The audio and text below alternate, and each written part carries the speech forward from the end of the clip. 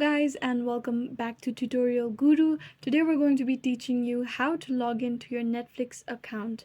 But before getting started, remember to support our channel, hit the like button, subscribe, and turn on your notification bells to get notified every time we post something new. Without further ado, let's get started. First, open your preferred browser and then on the search bar type netflix.com.